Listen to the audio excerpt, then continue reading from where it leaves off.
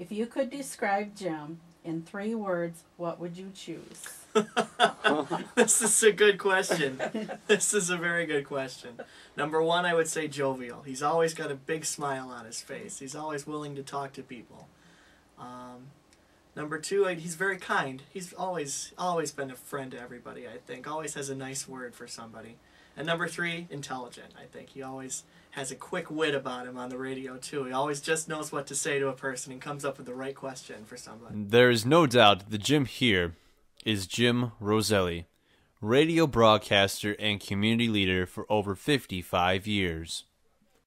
It's 13 before 11. Good morning, everybody, with the temperature at 50, and you can anticipate 15 more degrees for Roselli to pass out, or as many as I can in the next hour and 13 minutes.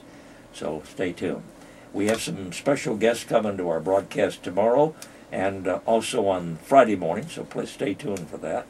And we've made arrangements for an author guest on Monday at 9:30.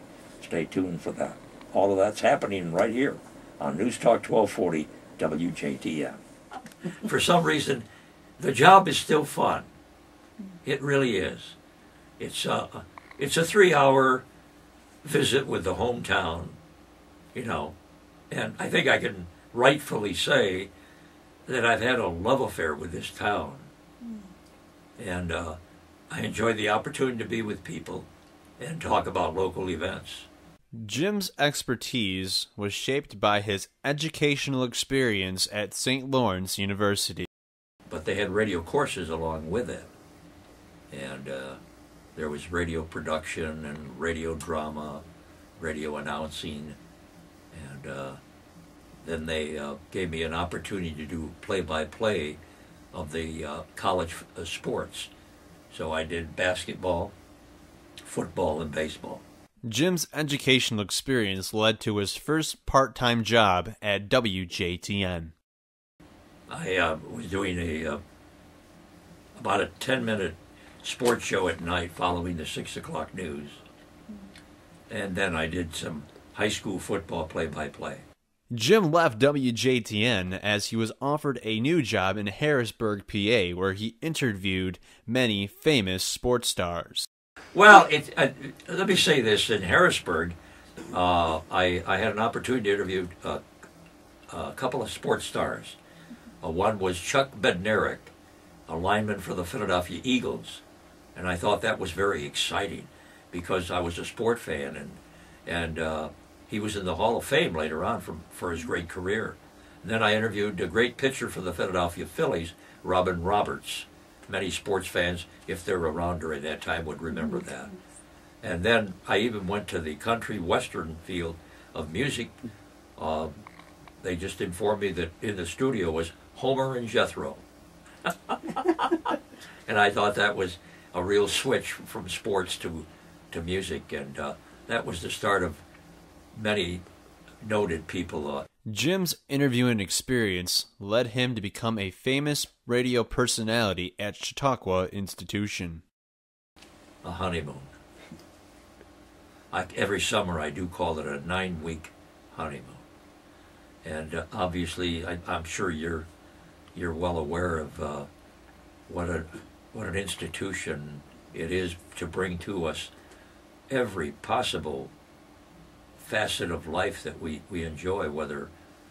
Jim's experience at Chautauqua Institution included interviewing many of the world's most influential people in their field. Of course, at Chautauqua, the very first noted person that I had was Margaret Mead, the anthropologist.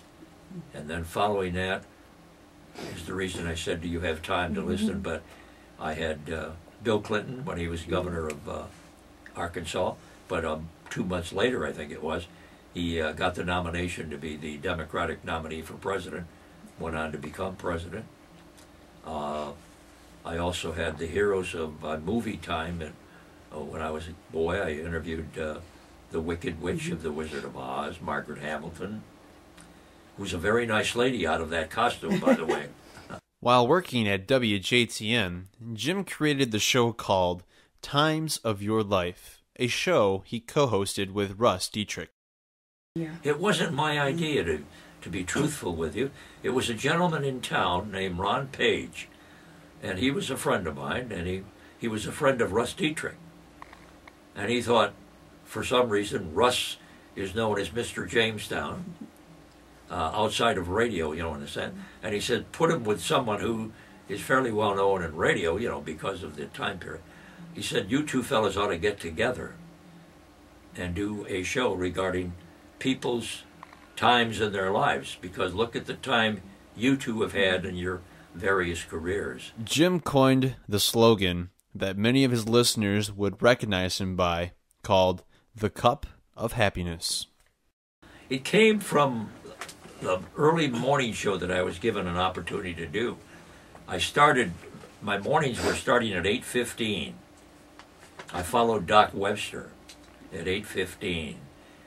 And then Doc passed away.